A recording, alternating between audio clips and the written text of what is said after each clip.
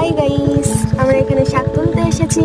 তোমাদের ওখানে এই শাকগুলোকে ভালো করে দেখো কি নামে ডাকে।